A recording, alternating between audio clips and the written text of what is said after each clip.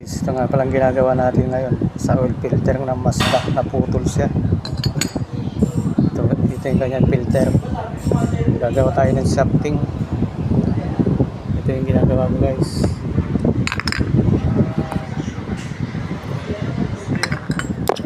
Naka-thread yan, guys. Yan. Kasi may thread to. Parang dito yan.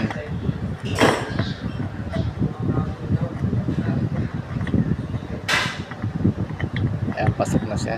Kabila naman, titradan din natin. Para dito naman. Ayan, guys. Papantayin din natin yan. Para lumapat siya.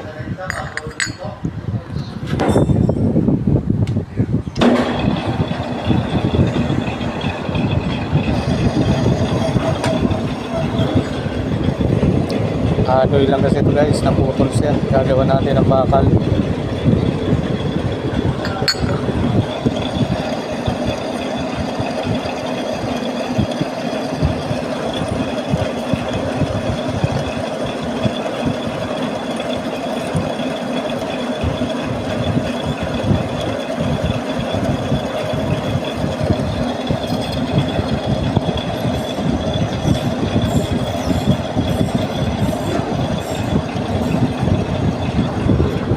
Thank you for watching, guys.